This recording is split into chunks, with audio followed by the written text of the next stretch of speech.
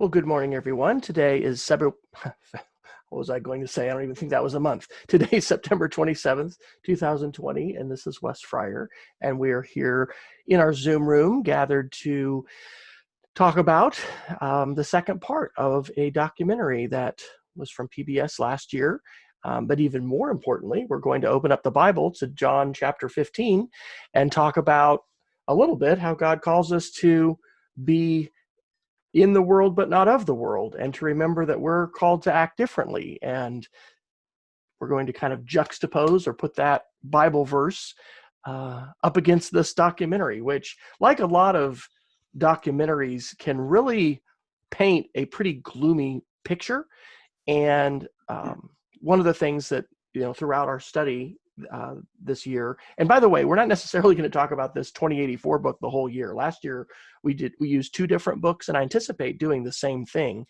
But anyway, we don't want to just actually be manipulated by the doom and gloom message of the news or of a documentary and lose our joy. We know that.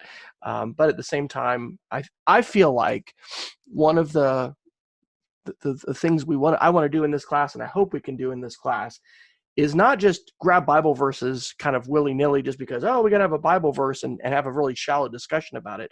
I truly want us to be able to use our knowledge of the Bible and these verses as a lens to look at the world and gain some more understanding of what's going on, and then think about how that should affect our lives, because it should, right? We should be thinking differently. We should be acting differently. We should be in prayer. We should be lifting each other up, and we should be putting things before our eyes differently than the rest of the world, because we follow Jesus. So anyway, today we are going to start with an opening prayer, and we're going to check in with and we may just all be together here since we're a little bit smaller group this morning rather than breakout rooms, but we're going to do a check-in and invite everybody to share, and then there'll be a couple announcements, and then I'll offer the big question and our Bible verse, as I mentioned. I'm going to run through the questions, and these are just ones that I brainstormed after watching this documentary again for the second time in the second half of it. And so I think I'm going to share the questions and then maybe just a few of my thoughts, but then we're going to stop the recording and then be able to have whole group discussion about that. So that's kind of the plan. So this past Friday night, Shelley and I had a Oklahoma City getaway. So I think we did this one time back in maybe 2010. This is going to be incriminating for me as a husband. He says it's been a long time. Anyway, we went to the Skirvin and got a room down there and had this. It was in a conference. It was there. There's really no occasion for this time other than being back at school is tough, and my wife is working super, super hard. And so we got a room at the Colcord, which is right next to the Devon Tower, and I had been one time to the top of the Devon Tower for a vendor presentation when I was the tech director at Cassidy. But anyway, this was her first time to be up there and sit by the window and look out and have a meal, and it was a blessing. It was really a blessing to have some time where we were away from the house and the dishes and the laundry and everything for a little while. So let's open up with a word of prayer. Dear Heavenly Father, we thank you for this day and for the opportunity that you give us to gather together in your name and to open up your word, and Lord, to connect with each other. God, I pray that this time that we spend together would not only be a time of learning and a time of discernment for us as we open your word and we seek your will. But God, this will be a connecting time. We are living in such a time of challenge when it comes to relationships and what is normal and having opportunity to connect with each other. And so God, I pray that you would use this group and continue to use our church as a tool to connect us with each other, that you would enable us to share our lives and to support each other, to lift each up in prayer. And God, for us to know that we're not alone, that you walk with us and that we walk together. And I pray that you would convict us to reach out this day and in the week to come to other people, Lord, so that we could bring words of encouragement and words of love into their lives, and that we would have the opportunity as well to have others speak those words of encouragement and those words of care, concern, and love. It's in your Son, Jesus' name, that we pray. Amen. All right. So our check-in question, and hey, we've had more join us, so we're up to 9. So we're going to do breakout rooms. I'll do 2 breakout rooms, and the check-in question is going to be, how are you checking in? So I'm periodically, I usually call my parents on the weekends, which I'm not going to make a big deal out of this, but I did grow up in Manhattan, Kansas. There was a football game yesterday. My dad is on cloud 9. And I'll probably wear a purple jersey to school on Monday, even though, that doesn't make everyone really happy. I'm surprised you don't have on one today, Wes. Well, I'm not here to cause division in the family and body of Christ. But anyway, I've become aware. I'm not like this is a new thing, but like what a big deal it is as far as checking in with my parents. And we were talking about Thanksgiving and Christmas, and my mom's like, no, she doesn't think we're going to be able to do anything. We're not, they're canceled all trips. She had her first actual really going out from the house to see other people this week. They met at a park, her book club did, and they've been doing some Zooms and stuff like that. But anyway, they were like, because I didn't know, maybe we want to try, Shelley and I are pretty dangerous people, probably, since we teach school and, interact with all these kids all the time. But anyway, this is the question. How are you checking in with family, friends, church members now? And if you can share a story about how you're checking in, or, that could be a story for someone checking in with you or vice versa. Our brains are wired to remember stories. This is the reason why. One reason I think Jesus used stories all the time when he was teaching. We just tend to remember stories, and stories are a good way for us to connect together. So I am going to pause the recording. So I don't have actually a lot of announcements. I did, notice on the church's Facebook page that some good photos from Wednesday nights and Wednesday night gatherings, classes that they're doing. There's also where I don't think we list everything event-wise on our Facebook page, but on our church's website, there's more. And so there's a lot for women. There's the women's fall Bible study, and then there's a small group for moms. I don't know how many, and then there's the Art of Parenting, which I guess is a regular Wednesday night kind of thing.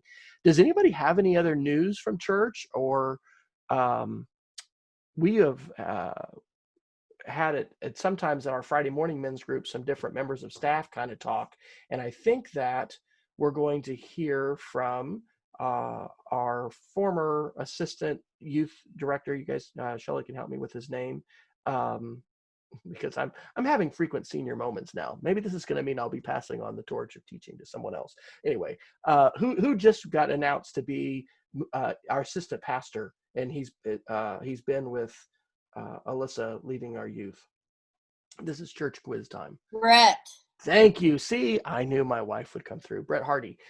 So Brett is going to talk to our men's group, and I know his role is changing a little bit. I learned recently there was someone else who we had ordained that was going to be helping as far as church stuff, and his role, he has moved on. Dave and Rhonda Moore. I'm going to see if I can check in with them this next week to see how things are going at his new church. They made the move out to Missouri at the end of August, and have made that move. So I guess this isn't as much a joy and concern thing as far as church news. Is there any other church news that anybody has that they've heard? Or I'm going to talk to Laura Burton and see if because when we're teaching face-to-face, they always put a little printed sheet in there, as far as things to share. So I'm going to see if maybe she can still email that or provide that. Because Shelley and I have talked about how we're feeling somewhat fairly disconnected from the church because, we haven't been in the building in quite a while. So I'm going to continue to try to make those connections. And if there's anything that you're aware of or that we ought to share, let's do that. Okay, well, today's discussion day for the second half of this documentary, which many of you may have taken a look at. The big question that I want us to think about is, how should we respond differently to the ideas that are presented in this because we follow Jesus? If we're following him and we believe in the truth of the Bible, does that have an impact on how we look at this, how we feel about this, and then what we do about it? So the verse I'd like to share today is from the Gospel of John. This is from the 15th chapter of John's Gospel, starting in verse 18. And I'm just going to read the NIV today. And this is one of several verses that we find where Jesus is talking about how we are called to act differently than everybody else in the world. And this is a challenge, right? Because we live in our society, we live in our culture. Cultures are very pervasive in terms of the influence that they have on us. I know a guy who he's actually a cultural anthropology professor at K-State, and I heard him present at UCO a couple years ago. And I think thinking about football and jerseys and stuff you put on, I used to think more about identity as this is all about what I tell the world. I'm going to be projecting out who I am. But what he said about identity, and he did his doctoral research in Papua New Guinea, and he has these incredible stories about how challenging it is to go into a completely foreign culture and maintain your identity. What he said, his name is Michael Wesh, is that identity is to a large extent formed by what is reflected back to us, the things that people say to us, the things that we see around us. They have a huge impact on shaping our identity. And we can push back against those things, and we do, but a lot of our identity comes from what we see from others. And it's one of the reasons, incidentally, with social media, and this isn't just teens, this is with any of us using it, like the images and the stuff we see, it shapes not only what we think about, but also the identity that we have and our evolving identity. Okay, so here are these verses from John 15. If the world hates you, keep in mind that it hated me first. If you belonged to the world, it would love you as its own. As it is, you do not belong to the world, but I have chosen you out of the world. That is why the world hates you. Remember what I told you. A servant is not greater than his master. If they persecuted me, they will persecute you also.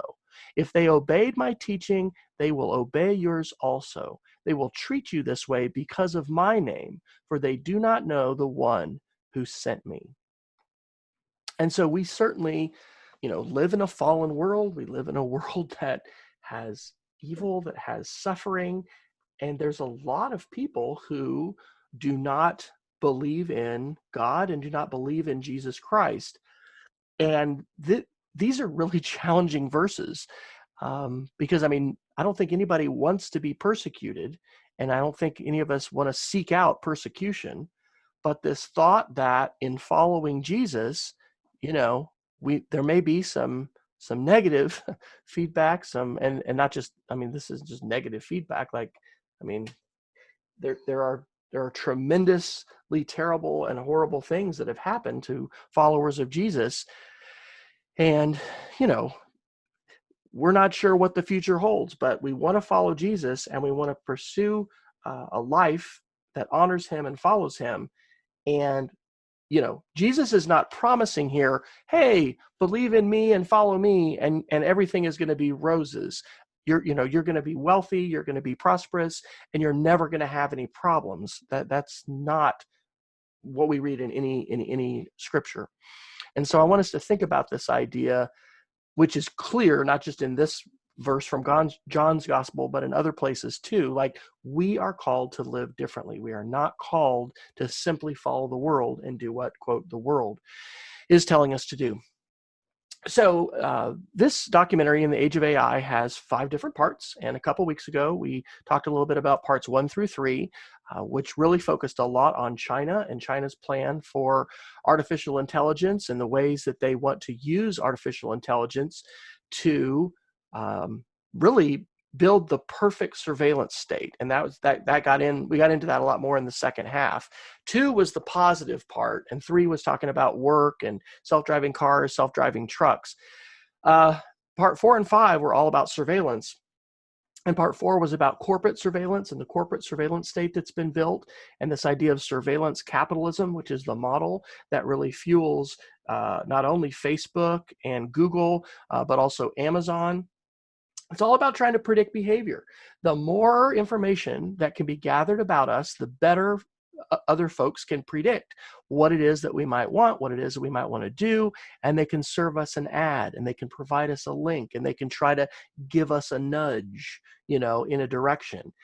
And then 5, the surveillance state, is a lot about China, but it's not just China, it's other countries as well. And this potential for these technologies to be used to oppress and suppress not only freedom of expression, but also the freedom to worship. And so there was quite a bit of discussion about and I'm going to say this word, this is a weird thing. Like when we say things now that are recorded, and I'm like putting our lessons on YouTube, YouTube automatically transcribes them. And when you say certain words, like Shelley and I mentioned, I think last week or the week before, we've been to China several times. I've been there 4 times since 2007. Like, the things that I say and put on social media can have an impact on whether or not I can get a visa to go into different countries. And I'm not going to say anything too crazy, but when I say the Uyghur minority in Western China, that state in Western China today, some analysts believe not just 1 million, which is what was said in November of 2019, there may be over 2 million people today in re-education camps where they are working to suppress the religion and the traditions and the culture. It is a cultural genocide that is being perpetuated right now. And in that country, not for tourists, but if you live there, they make you install an app on your phone, whatever kind of smartphone you have, and that app has complete access to everything that you say, everything that you access, and it is the perfect, quote unquote, Orwellian surveillance state that exists right now, today, in 2020, in China. And so China is now exporting that. And I didn't put this article in. I'll share the specific article a little later because I've scanned it and I haven't fully digested it. But there's a very good article in the Atlantic recently talking about 5G, right? Because our cell phones now are fast. We're on these 4G networks and LTE, these acronyms. You see them at the top of your phone when you connect. But the next generation, 5G, is being rolled out right now, and there's a huge conflict between China and between the United States. And there's this potential, and this was talked about in the last half of this documentary, that we're going to have a huge separation in the world between those that are following China and that are using Chinese technology, and those that are in the West and following the lead of the United States and other countries in the West. There's a lot going on here. So what I want to do is just sort of run through these questions, and then I'm going to turn off the recording. And I'll actually, as I go through these questions, I don't have a way right now of having you like vote for one or whatever. But if there's a question that you're like, let's talk about that one, then let's do, because we have a limited amount of time, and I'd really just love to hear your thoughts and to have some discussion around this. So I've got about maybe 6 different questions. So question number 1. Surveillance capitalism. One of the women, one of the people in this documentary is Shoshana Zuboff. She's a professor at Harvard, and she's written a whole book called Surveillance Capitalism. Surveillance capitalism claims that private human experience is a resource to exploit. Okay, and that's basically the way that the modern web has grown, because when you're on Facebook, when we're on Instagram, we're on Google, Amazon, anything, they're constantly watching us, constantly gathering this data, and that data is what these companies sell, and that's why Google has a multi-billion-dollar market cap, and that's one of the big reasons why Amazon is so successful at selling products, is because of all this data. So in the documentary, they talked about in the same ways that human labor was and is viewed as a resource to be, exploited and utilized, and similarly that nature, in terms of natural resources, those were things in the industrial age. Now, in this digital age, or this age of AI, it's our private human experiences. It's the things that we choose to look at and to see and to talk about. And if those things can be gathered, and they are being gathered really effectively, then they can be exploited and sold, maybe even without our knowledge. But a lot of times it is with our consent, because we're like, yeah, I want to be on Facebook because I want to connect with my family and friends. But the cost of that is this whole surveillance capitalism model. Okay, next question. Social media is searching us. Does knowing this change your behavior? Why or why not? One of the things that's talked about here, and I don't know if they use these exact words, but if you're not paying for it online, then you may be the product, right? We are the product online that is being bought and sold, and it's the information about ourselves. And my wife turned to me last night as we're watching this and said, have you thought about going dark on Facebook? And I have. But one of the things that there's another documentary that we will probably, I'll recommend that we watch and we'll talk about. It's on Netflix right now. It's poised to be the #1 video on Netflix for the month of September. It's a documentary called The Social Dilemma. And this will be the first time a documentary has ever had that status on Netflix, since Netflix has been a thing. That documentary makes a really good point that we're kind of living in a utopia and a dystopia at the same time, because there's a lot of positive. This morning I've discovered via YouTube this a cappella choir from BYU, which I'm not, tied in any way to BYU necessarily or whatever, but it's awesome. And my favorite song that these guys sing, they're an a cappella men's choir chorus, is called "Nearer My God to Thee." Well, I can step out of the shower and say, "Hey G," and I won't do it because I have a Google smart assistant right here next to my computer. So I can say, "Hey G, play, Nearer My God to Thee" by BYU Vocal Point, and it plays it. I mean, there's like millions of songs, and if I know a song and it's there, like, I love that. I'm the kind of person who loves music, and I kind of always have a song in my head, and being able to access music with my voice, it's like Harry Potter, man. I am living in Hogwarts. But at the same time, it's like, Slytherin house, if you're a Harry Potter fan, they're the bad ones, it's kind of taken over the world in some respects, because privacy and, the ability to do things without, governments and corporations watching, you can't really escape it today. All right, next question. Behavioral prediction is about taking the uncertainty out of life. This was a quotation from the documentary. And I don't even really know the right way to phrase this question, but this is what I suggested. As humans, we can act against our own instincts to survive, for example, in making a sacrifice for someone else. How do you see yourself defying AI predictions or algorithmic predictions about yourself? In other words, the world in which we live today, there are both corporations and governments gathering so much data, they want to be able to predict. Is there a way that we kind of break free of that? Is there a way that we are not just being predictable? And I guess we could think about, as Christians, that this kind of gets to the idea of the verse, living in the world but not being of the world. How are we called to not just be predictable consumers and do what others would predict, that we're going to do? Next quote is, "We trust the trajectory of technology will always make our lives better." Do you agree or disagree with that, and why? I think maybe Amy Webb is the person in the documentary who I really love. I follow her on Twitter, and I have read a number of things that she's written. She's a futurist, and she follows a lot of trends. And this kind of reminds me of Star Trek and the Jetsons, right? We've had a lot of very positive images in the past about the future.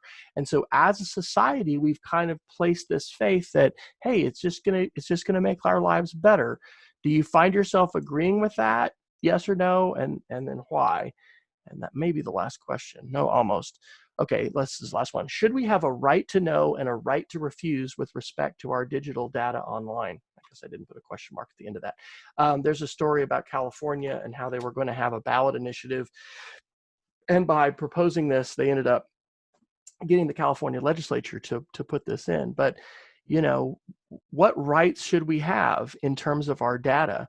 One of the things that's always interesting with privacy discussions, a lot of times people will say, but I'm not doing anything wrong. You know, I'm not a criminal. Like, why should I care? Well, you know, why should this be a big deal? I mean, if this wasn't a big deal, President Trump wouldn't be talking about blocking TikTok and WeChat, you know, in the entire United States, and requiring, you know, either Oracle or Microsoft to take over, for a U.S. company to take them over. There's a lot of politics in that. It's hard sometimes to know what is just political, but this fight with China and over artificial intelligence is a really big deal. And we don't have constitutional or legislative rights to the extent now that Europe does.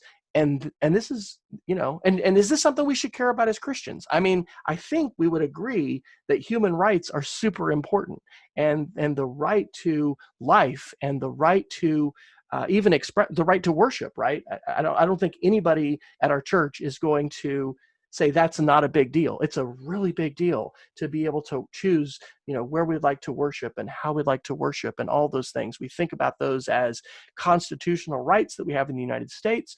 We'd also think of those, many of us would think of those as universal human rights embodied in the United Nations Universal Declaration of Human Rights. Those are not values that everybody shares. And China, and in their current government that's you know, running things over there, they do not agree with that. So anyway, is that something that we should we have, and is that something that we should strive to do? Okay. And I said last question, and I was not right. I'm going to say this word again: the Uyghurs. Okay, that's a weird word in terms of how it's spelled and pronounced. I have to look it up all the time to get the spelling right. But the Uyghurs are the folks who've lived in Western China for centuries and centuries. They've been a minority. The Chinese government has been relocating Han Chinese, who are in the majority in the eastern part of the country, to this area. And so the Uyghurs are the ones being subjected to unprecedented surveillance and oppression, and many people would argue are suffering from a cultural genocide right now, because there's relocation camps that Google, they've able to see this with satellites and everything. There are over 1 million, maybe as many as 2 million people that are living in relocation camps. And until they change their behaviors, they cannot go back to see their family. They're not being gassed, we don't believe, like the Nazis gassed, you know, millions of Jews and others in World War II. But they are having all of their freedom taken away, and they're being forced into these re-education camps. You know, is that something we should care about? Is that something that we should do something about? Okay, so I am going to stop sharing my screen. I'm going to stop our recording.